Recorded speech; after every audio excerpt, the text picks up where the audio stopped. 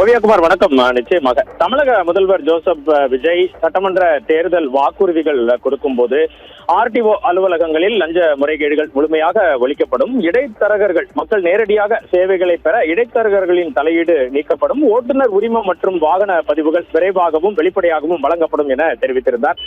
தற்போது ஜோசப் விஜய் முதல்வராக ஆகிவிட்ட நிலையில் திருநெல்வேலி ஆர்டிஓ அலுவலகத்தில் பணிகள் எவ்வாறு நடைபெறுகிறது என்பதை பார்ப்பதற்காக திருநெல்வேலியின் சத்தியம் செய்திக்குழு இன்று காலையில் சென்றிருந்தோம்.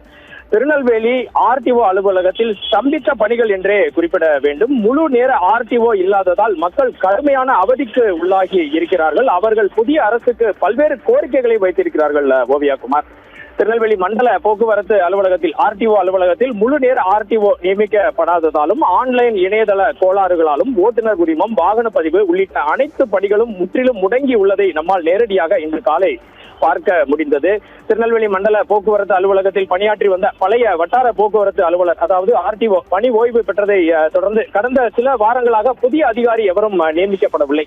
தற்போது சங்கரன்கோவிலில் இருந்து கூடுதல் பொறுப்பாக நியமிக்கப்பட்டுள்ள அதிகாரி வாரத்திற்கு ஒரு முறை மட்டுமே இங்கு வந்து கோப்புகளில் கையெழுத்திடுவதாக கூறப்படுகிறது. இதனால் நாள்தோறும் நூற்றுக்கணக்கான வாகனங்களின் கோப்புகள் தேக்கமடைந்து அலுவலக பணிகள் அனைத்தும் முடங்கும் நிலைக்கு தள்ளப்பட்டுள்ளன. நாம் பார்த்த விஷுவல்களை பார்த்தாலே தெரியும். அலுவலகத்தில் தற்போதைய நிலவரப்படி பணியில் இருக்கும் ஒரே ஒரு பெண் மோட்டார் வாகன ஆய்வாளர் மட்டுமே ஒட்டுமொத்த பணிகளையும் கவனிக்க வேண்டிய சூழல் ஏற்பட்டுள்ளது. ஒரு தனி நபரால் தினசரி வரும் நூற்றுக்கணக்கான மனுக்கள் மற்றும் வாகனங்களை பரிசீலிக்க முடியாததால் கடுமையான பணிச்சுமை ஏற்பட்டுள்ளது. இது முக்கியமாக பொதுமக்களின் காத்திருப்பு நேரத்தை மேலும் அதிகப்படுத்தியுள்ளது.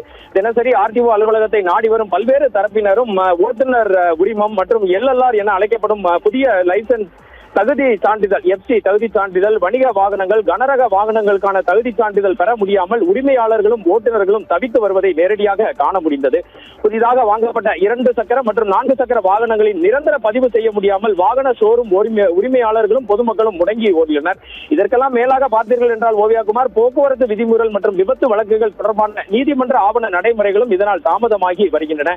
அதிகாரப்பூர்வ ஆன்லைன் இணையதளமான சாரதி மற்றும் வாகன் ஆகியவை அடிக்கடி தொழில்நுட்ப கோளாறு காரணமாக மக்கள் செய்து வருகிறது. இதனால் ஆன்லைன் மூலம் கட்டணம் செலுத்துவதிலும் சான்றிதழ்களை பதிவிறக்கம் செய்வதிலும் பொதுமக்கள் மற்றும் கணினி மைய உரிமையாளர்கள் பெரும் சிரமத்திற்கு உள்ளாகி உள்ளனர். முழு நேர அதிகாரியை உடனடியாக நியமிக்க வேண்டும் என்ற கோரிக்கை எழுந்துள்ளது. இதற்கெல்லாம் மேலாக தமிழகம் முழுவதும் பள்ளி பேருந்துகளின் ஆய்வு மேற்கொள்ளப்படும் நிலையில் திருநெல்வேலி மண்டலத்தில் இதுவரை பள்ளி பேருந்துகள் ஆய்வுகள் அதிகாரிகளின் பற்றாக்குறையால் மேற்கொள்ளப்படவில்லை என்பது மிக மிக முக்கியமாக குறிப்பிடத்தக்கது. பேருந்து நிலையம் போல திருநெல்வேலி ஆர்டிஓ அலுவலகம் காட்சி அளிக்கிறது.